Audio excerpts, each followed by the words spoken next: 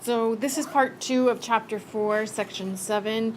This is inverse tangent. So let's go ahead and create a graph of what one cycle of tangent would look like. So let's take a look at that. Here's negative pi over 2, negative pi over 4, that's a 4, pi over 4, and positive pi over 2. We have asymptotes and intervals from negative pi over 2 to pi over 2. The distance between these two asymptotes is considered one period. So the distance from negative pi over 2 to pi over 2 is pi.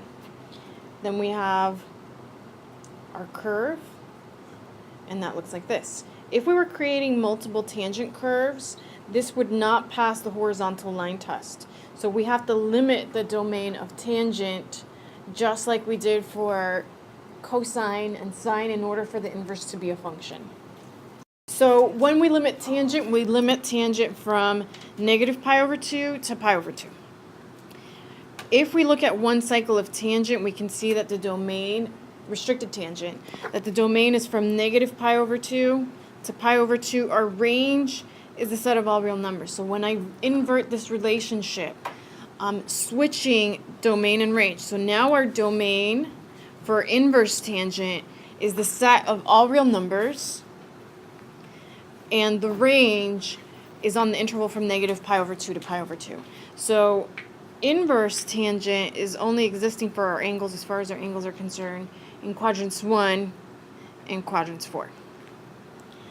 Notice that the domain is the set of all real numbers. That's different than what we had for inverse sine and inverse cosine. Okay, remember we're only evaluating from negative pi over 2 to pi over 2. We're undefined in intervals of negative pi over 2 and pi over 2. And our solutions are as follows. Remember, this is going to be our input, the point on the unit circle, and this is going to be our output. We're interested in the angle.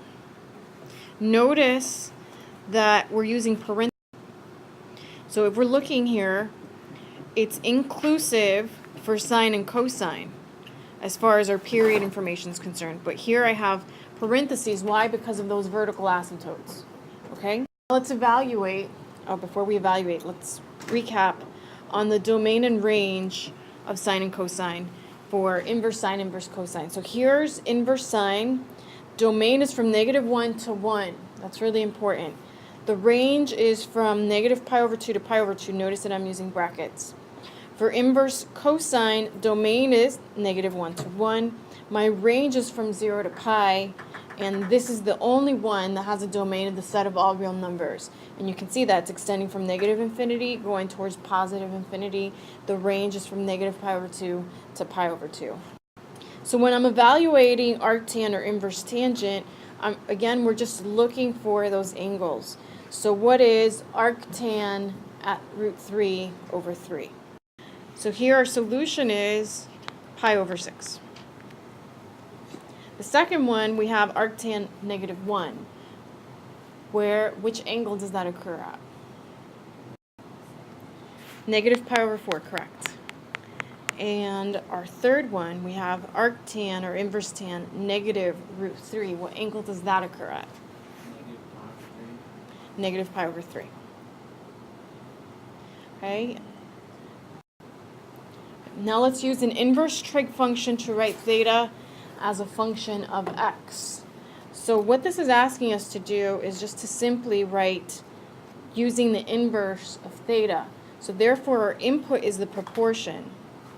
Remember, sine is opposite over hypotenuse. So that's a proportion I have.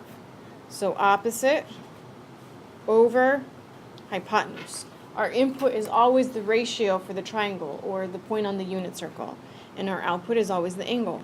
Because I have two unknowns, I can't solve for this. Therefore, this is my solution. If the instructions would specify either an angle or x, then we could solve for one or the other.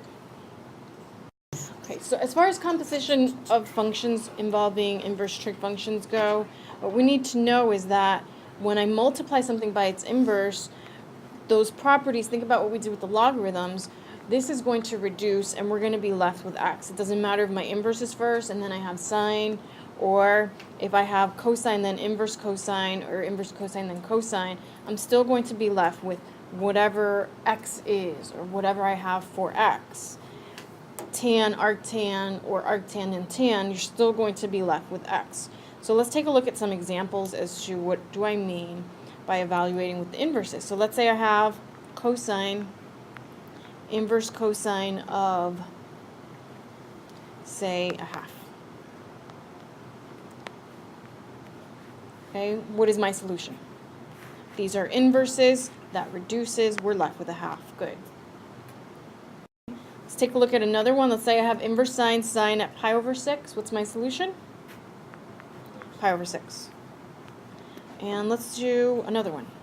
Let's say I have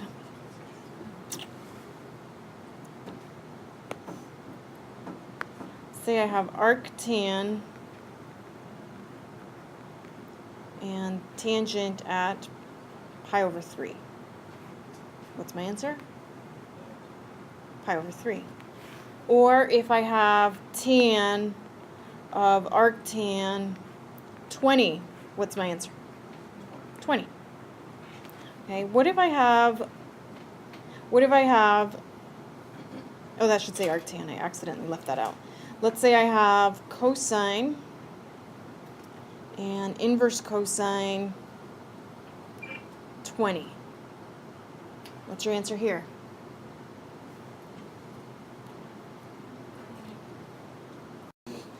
All right, so this one actually has no solution. Again, remember our cosine, the domain is from -1 to 1.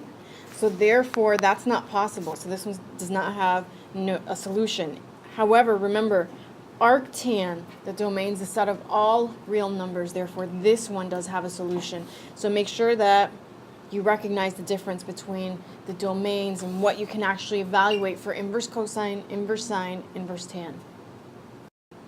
All right, let's take a look at something a little different. It says find the exact value of sine inverse cosine 5 over 13. If you have something that looks like this, what we can do, remember, this is a proportion for inverse cosine. So what I can do is I could draw a triangle using whatever's in the parentheses, and that's exactly what we're going to do here. So we're going to set up a triangle.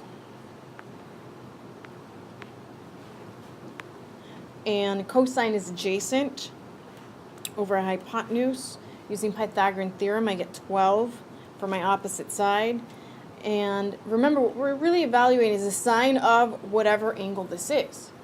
Well, we just identified the angle, and now I can find sine, which is opposite. The sine of theta is opposite over hypotenuse. So opposite is 12, and hypotenuse is 13. That's what I'm looking for. Okay, here we're doing the same thing. Again, remember, start with a triangle. Use what's in parentheses to set up your triangle. Tangent is opposite over adjacent.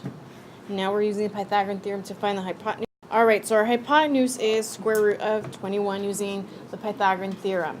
Okay, now what we're really looking for is cosine of whatever this triangle was. So cosine is adjacent over hypotenuse. So let's set that up. Cosine. Adjacent over hypotenuse. Remember, you can't leave a square root in the denominator. So when you rationalize that denominator, we're going to get 3 root 21 over 21. However, this reduces a little further, and we're going to get root 21 over 7.